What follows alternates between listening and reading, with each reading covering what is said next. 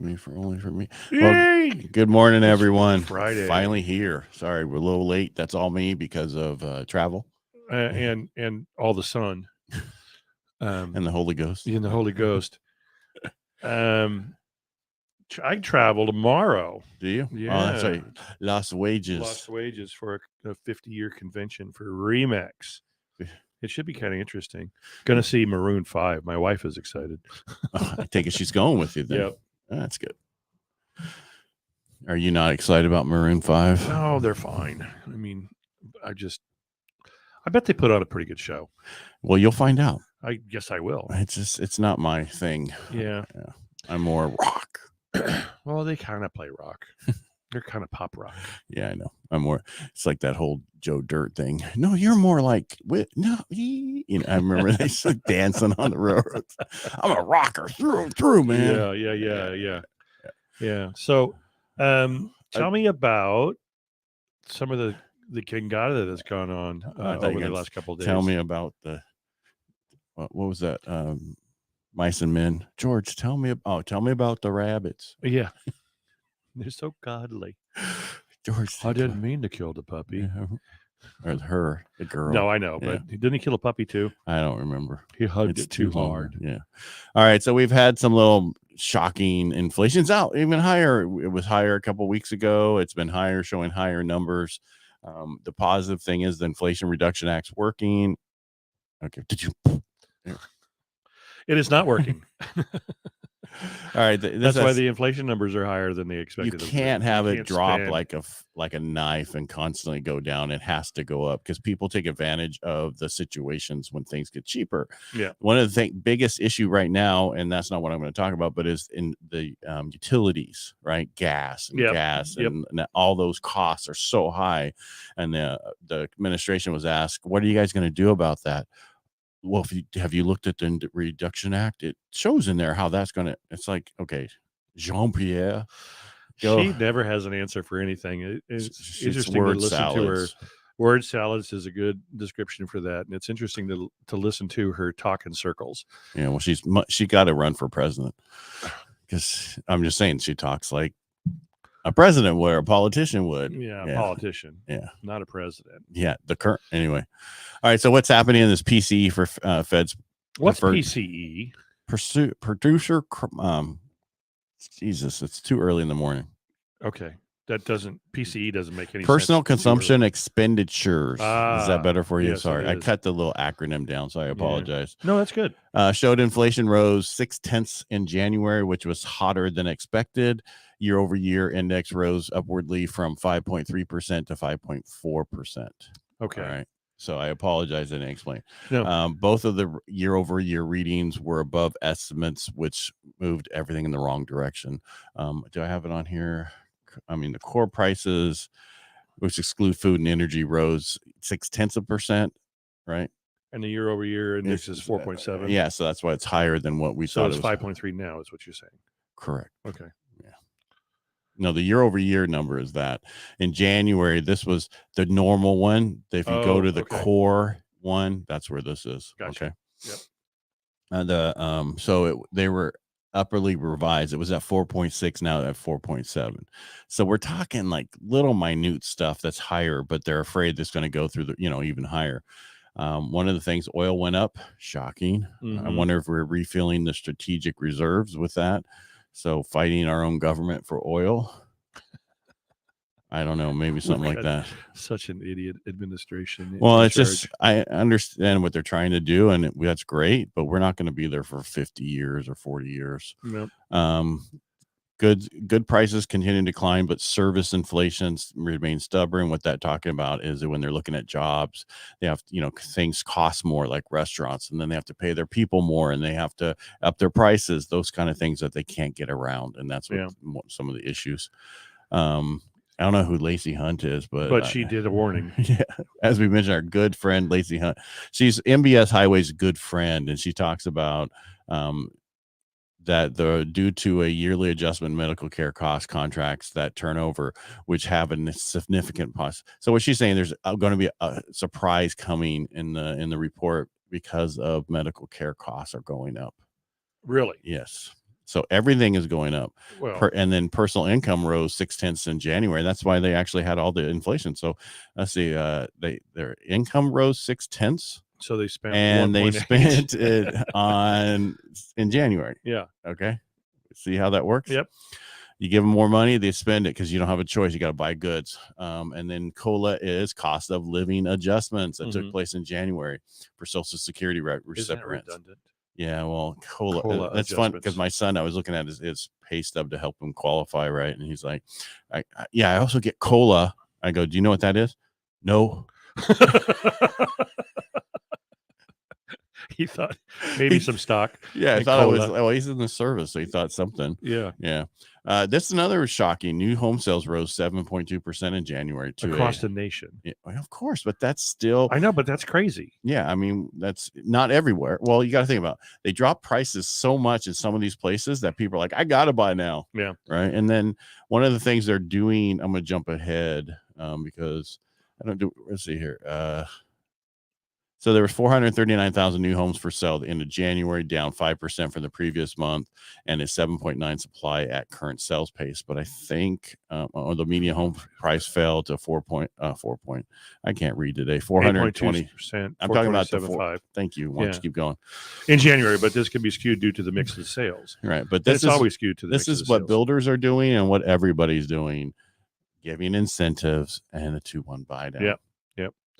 Now you just got back from Texas, and you Houston. you said they're building like crazy there. Yeah, townhouses and everything. 3-story townhouses. Yeah. Boy, I want one of those. Yeah. Does it come with the elevator? Yeah, nope. But I bet you could put one in. Yeah, for a lot of money. But and Houston is what I got a text from one of my friends who lives in Dallas, and it's like Texas is the #1 dirtiest city. And they showed like piles of trash.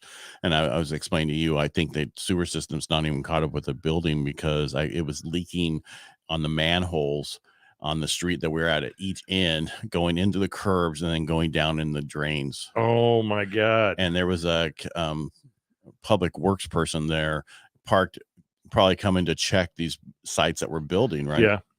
Had to drive right through it, both sides, and didn't do anything. First thing I would have did is, we have a problem out here. Get out here. We need to get this thing taken care of because now this is like messing up the water. I probably shrugged his shoulders, or she shrugged her shoulders and said, Not my job. Shit happens. Not my job. Shit happens. Not my job. All That's right. crazy. Next week, we got some more numbers coming out. Could move the market a little bit. The pending home sales, Case-Shiller, that's the overall housing price index, and FFHA, same thing, home price index. They look at how the houses are appreciating. Mortgage. Yeah. So ISM. You are? What is an ISM? Yeah, I knew you were going to do that to me. It's right here. I had it down and then I just took it out. I'll figure it out and tell you later. Okay. Yeah. Incremental. No, it's seismic movement. No, it's service. It is the service thing. I apologize. Don't worry about it. Yeah. Anyway, I just want our readers to know. They're readers? Yeah. Or, I've looked at your book. Oh. Look what I got. I got a signed copy of this. That's right. Hardback. Yeah, they take forever to come. I mean, through Amazon. Yeah, it's like being a youngster. Well, they got to print them. What? On-demand printing. On-demand printing. That would be hilarious. Yeah. We got this what's this Parcaut one? Yeah. Yeah. I don't know what's going to go on for this weekend. The weather looks like it's going to be kind of crappy. So I have a feeling that if realtors are doing open houses, they're going to be probably lightly attended. I would say put some cookies in, make the smell really good in there. Yeah. So when people come, you want some hot chocolate? What happens is if the agent's there by themselves, they eat all the cookies. Is that what it is? Oh man. It's hard not to. The market in the Modesto, California area has increased in activity. There are agents in and around my office that have been listing properties. In that, I think we talked about this Wednesday, the FHA price ranges, and they're getting anywhere from 6 to 8 offers on them in a couple days, and they're going pending right away. Buyers are still asking for a little bit of help, but they're coming in a little bit over list price or right in at list price. So there's the opportunity bubble that we've been speaking of is about to pop. Right. And with the new reduction of the FHA mortgage Right. insurance on a monthly basis, to from 0.85 to 0.50 or whatever, 50. So it went down 30 basis points. So It's 0.55 or something like that. a pretty big savings per year, isn't it? Well, you take, so that goes off your loan amount, right? Right. So if your loan amount is, let's see what that number is. Is there enough sun in here? All right. So right now, let's just say 476. That's the purchase price. I'm just going to go 450. Okay. Right? 450,000 is the loan amount times 0.03. That is about 1350 divided by 12. So you'll save about 100, maybe $112 a month, right around there on the max. That's a pretty big savings. Yeah, because now you're closer to USDA, which is 0.35. Okay. Right. So now you're only 20 basis points higher, and then conventional is anywhere from 0.19 to whatever your FICO score is. Right. But then I found out that if conventional is on the lower FICO scores, you really should look conventional too, because they're giving monies on some of these to help them get into homes. They're taking advantage of the people with high credit scores and letting low scores get into homes with using money to help them with a rate. Okay. I forget what it's called, but I just heard that from a friend of mine, and we had that happen about a week ago, where all of a sudden we had an extra 1 point in to be able to reduce the price by. So where's the money coming from?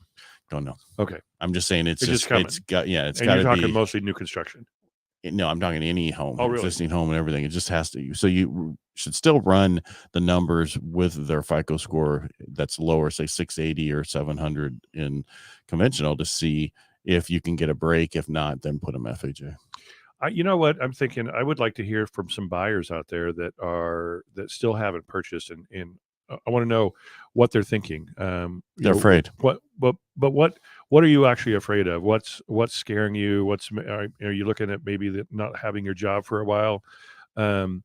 If that's the case, that makes a lot of sense. But if you look like you're going to have a very steady job employment, what's keeping you from purchasing right now? I kind of like to know that. I mean, I can guess, I can conjecture, and I do love conjecture. Oh man, conjecture is one of the most fun things to do in the world. But I really like to kind of have an idea. Yeah, I don't know, but I think it's some of them are going to be the payment, right? Because they look at it as a cost and not an investment, right? And for your future, because right now the opportunity is here, right? And this little pop up in interest rates is going to cause some people to go, oh, I can't do it now. It's a quarter higher, or 3/8 or whatever that number is. And it's like, no, this is the reason that stops other people from doing it. Now you really need to do it and stop. Right. And if you don't understand that, just go get my book, read my book. And if you can't afford my book, come call me. I'll loan you one. If they can't afford your book, they can't afford a home. Don't read the book. You stay a renter, make your landlord rich. If there are still buyers out there thinking that there's going to be a crash in home values, please get off that media train and understand it's just probably not going to happen.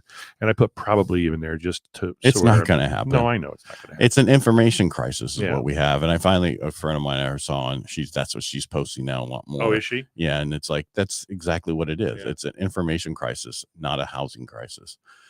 Yes, things are in other areas where everybody moved to. They're having issues because they're overbuilding. California, we didn't build anything compared we're still to not building anything, really. Right. And we're so short homes nationwide, and we're getting worse. And we talked about it earlier this week. Yep. We're going to have household creations of 1.9 million and only be able to provide about 1.4 million of homes overall nationwide. So that means another 500,000 gets added to the shortage that we have right now. It already exists. Yes, that's correct. Yeah. And the last couple of years, we were adding to the shortage. We weren't taking away from it. Right. And that's the issue. Yeah. Eventually, we'll get caught up to, because think about it, that means if we build 1.9, we got to do 1.9 million houses, doors, whatever you want to call them, for families, multifamily and single family homes. And if we're not building them, where do they go? Well, exactly. Some go to other states. Some are in. I'm talking overall. Yeah. I don't know where and they then go. and please, I'm not trying to get political here, but and then you have 1 million people coming across the border. Where are they going to live? Where they're going? This crisis is getting worse, and it's not by population growth. It's by border issues and other stuff that we have going on, and it's going to get worse and worse and worse. Mm-hmm. I hear that Canada is now not appreciative of the border crossers going into Canada that have come into here. They got no place to be, no place to work, no place to stay. And so they're slipping over into Canada. And now they're starting to have a problem. The Canadians are. And I'm like, oh, you guys are a bunch of idiots too. Well, it's because, they probably bust them up there, bust them up to the, to New York, and New York's like, hey, we're going to bust them to Canada. Yeah. They're coming through for one day. Yeah. It's cold in Canada right now. It's cold everywhere. Take it back. Not Houston. Yeah, Houston was a little balmy, right? Oh, it's just humid. And then somebody else was like, man, this is humid. We just got here. And it's like, yes, it was okay for the first 2 days wasn't bad. Then it got cold, which was great. And then it was like, okay, now it's starting to warm up and rain and humidity. It's just, well, it looks like it did wonders for your complexion because you just look glowing. Oh, appreciate it. Didn't have to use much lotion. Yeah, my skin is so soft. You're sweating like a mofo all day. I was in air conditioning, and then the dude that's running the Airbnb is like, all of a sudden it's 72. What the fuck are you doing, dude? Don't touch this air conditioning. I'll come find you. Yeah. Guess what? Come find me. It's because I got a wife who wants it at a certain temperature, and we won't say why, but that's how it is. She preferred it to be at like 68 or 67. Right? Yep. Which I could never get for years, but now she gets it. Yeah. It's amazing. Yeah. All right. That's about it. But it's 70% chance rain Saturday and Sunday. So there's a 30% chance it's not going to. Yeah. And today, 100% chance of rain. Right. So there's a 0% chance. Well, if you're going to do open houses, do them this afternoon. You do it at 1:30, right? Why? Oh, well, that's how I used to do open houses. I do it from like 1:30 to 1:35. Oh, nobody's here. I'm going to go ahead and go. But I mean, with the houses going off the market so fast, the only reason you want to do an open house is to get clients, right? I mean, to get potential buyers as an agent. It seems in this market, these last 2 years, the open houses, they would actually sell. Maybe not. You're not going to double end it, but an agent, their clients come through, they like it, and then the agent will write it up, and then boom, it's sold as a result of the open house. In prior years, open houses they used to say it's the most passive marketing there is, and why do you want to be where nobody else is? How are you going to sell a house if nobody's walking through your door? So those things, we were waiting for the blizzard here in the high desert. Yeah, you're going to get one. I know you are, Chuck. I think they're going to get snow in the high desert. Oh, really? Lots of snow. Maybe you'll get in Las Vegas. Well, it says it's going to be in the 50s, so it'll be kind of interesting. But open houses seem to be working a little bit more than they used to. I mean, that's all I did when I first started real estate was open houses. And, my one listing, I'd have that bastard open almost every damn day. Someone have to do something through the door. Yeah. And this is out to your agents. Everybody, you need to get back to prospecting constantly. Talk to your everybody. Clients. It's FaceTime. Yeah. Get in front of them. Video, phone, whatever. That's the only way it works. Social media is great for them to find you, but don't think that's how you're going to get all your business. Nope. You're going to get part, but you're not going to get it all. So you need to have a full gamut of what you do. And I think too many people focus on, I'm going to do a video and it's going to get me all this business. It's not. That takes time. Well, when you do a video, make sure that you're dancing some dumbass dance. Okay. You need to get out there and touch your people. And I know that sounds, and call your past clients, call everybody. 30 days after the transaction is closed, call them a year later, anniversary, call them on their birthday, call them on their anniversary. And they're going to say, I don't know their birthday because we don't get that number. Guess what? If you work with a good loan officer, you can say, hey, what's their date of birth and not their year? Yeah. You have their birthday. Yeah. We'll give, and we ask them when you're talking to them, hey, when's your anniversary? Put that in your stuff, touch out to them constantly. Yep. But yearly, you should just touch in with them and see what's going on. You need to call past clients as much as you call new leads because your past clients love you potentially. You hope for that they do. And if they don't, take them off your list. Because I had somebody reach out to me the other day and he's trying to figure out, this one product that they have, how it works for him. And I told him, well, how many people did you sell it to? And he told me, and I said, well, call them, ask them why they went with you and why they use this product and what was the big, and I said, ask them, find out. Right. And you should be asking every one of your clients, why did you use me? Where did you come from? From Right. the beginning, you want to know, so you can reach out to them and say, thank you so much for the referral. If it was a referral, and if they just found you, then you think, okay, well, maybe maybe that piece of marketing worked well for me. Right. So we're all over today. Yeah, we are. All right. And because I had somebody reach out, every time somebody is referred to me, I want to know who the agent is so I can call and thank them. Well, not only that, but you can talk up the agent to that buyer so they stay with that agent.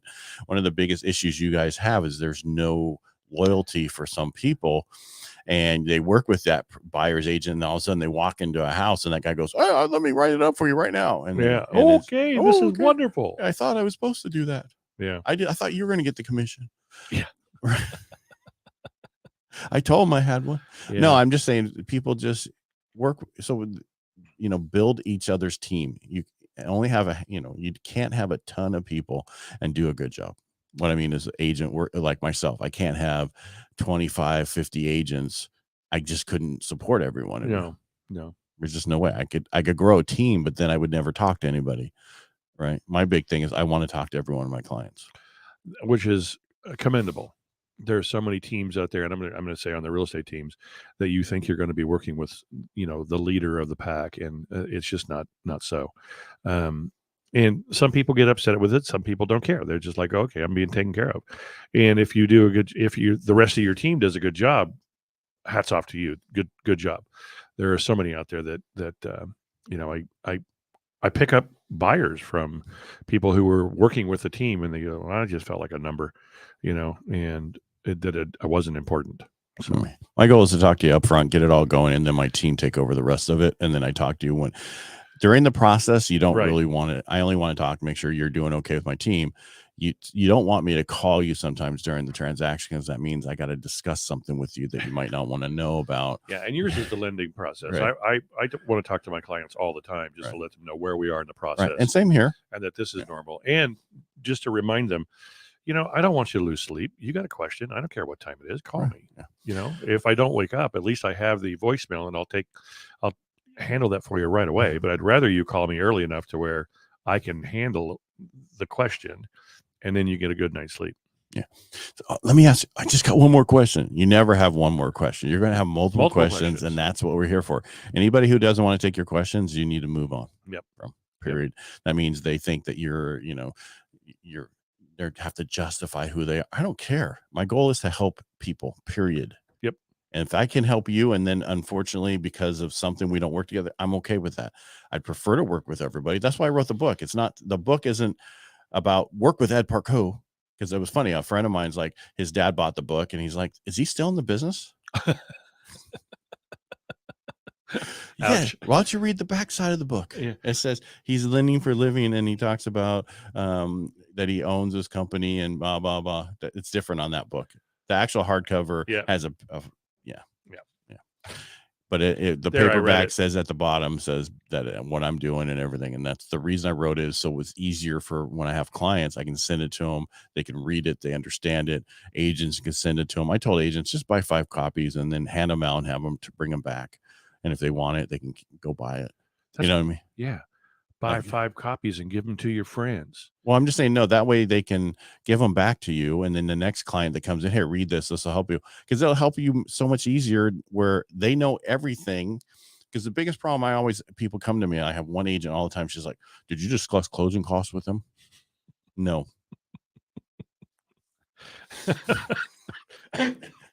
And I'm like, yes.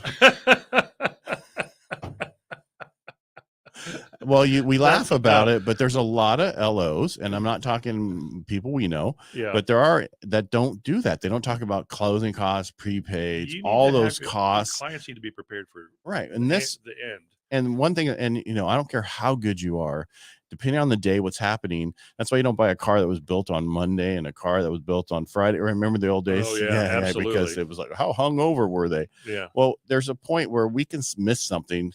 I do when I talk to somebody from point A to B, it's a script I've already written in my head. I don't think about it. I hit every point. I tell them, I apologize if you know something. I'm just going to go through because I want to make sure I said it, and then you can tell me to shut up. Yeah.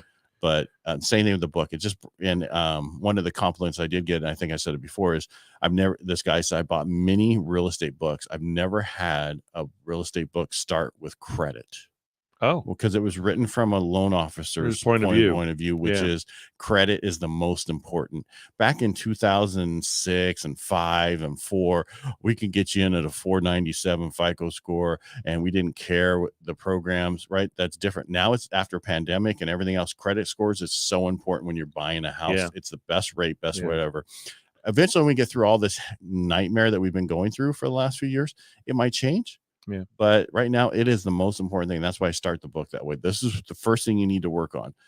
Income, you can go get a new job, right? Down payment, you can get that gifted. You can do all this stuff for down payment assistance. There's other ways to do it. But if you don't have the credit, new job, same basic field, right? No, that's what people get confused on. Well, I've had so many LOs say, oh, now they're completely different field. That's because they just don't get it. Well, and this was probably 10 years ago or longer. Yeah. Well, here's the thing is, if you're a general laborer, that could be admin, that could be picking up nails. Right. I don't care what it is. It's the difference is whether you go from a W-2 wage earner to a 1099. Well, yeah. Or if you go from getting paid hourly, now you get paid with commission. Well, you got to have 2 years of history of the commission. You got to have 2-year history of overtime. You have to have 2-year history of something other than W-2 wage. Right. If I'm working right now and I own my own business, but then I decide tomorrow to go get work underneath somebody and they start paying me, I can use that income from that new job right away. Cool. All right. But the biggest problem that people think about is I went from working in the sales department at the place, and now I'm in the service department. Now I'm in sales, and I'm based off of commission and hourly wages. That's going to take 2 years. That's going to take 2 years. Yeah, but a lot of people think that, and that's in the book. I tell them that's not how it is. It's you could work from Walmart today and then go get a totally different job tomorrow. It's still the same, technically, right? So what I was thinking earlier about 5 copies for your friends, that's a lyric from cover of the Rolling Stone. I didn't know that. And what was that band? I'm trying to. This whole time I wasn't really listening to you at all. You were thinking about that was Rolling Stones. Who that? No, it wasn't the Rolling Stones. It was a one-hit wonder. And who was it? I don't know, Chuck. Who was it? But there was, I'm gonna send 5 copies to my mother or brother or something like that. Well, when you figure it up, we'll bring it back tomorrow. Or we won't. Tomorrow. On Monday.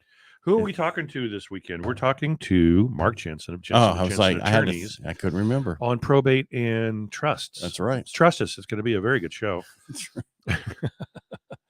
Boy, you are such a good play on words. Yeah. So KFIV, Power Talk 1360 KFIV, Real Estate Jerky Show. Saturday at noon, Sunday at 10. Mark Jensen of Jensen Attorneys. It's going to be a lot of fun. Yeah, we talk about why you need to have a living a trust and a will and all that stuff, and we'll have a good time. The difference between revocable and irrevocable. That's right. And what benefits you have in a probate as you don't have in a trust. All right, very little. But anyway, there could be a reason to go through each one. Yep, and we'll find out from him. There you go. All right, thanks for being here. We talked a lot about nothing. We talked a lot about a lot of good things. Yes. Stuff Everybody have a great weekend. If you're in the high desert, you're going to have a blizzard. Chuck, don't go outside and ride your bicycle. Stay on the Peloton. Yeah, or get a Parcaut. Chuck is, I think, almost at either 700 or 800 Peloton classes. Wow, that's pretty awesome. Pretty good. Yeah. I think I'm at 2. I'm just kidding. All right, everybody, make it a great day. Have a great weekend, guys. We'll talk to you on Monday. Bye.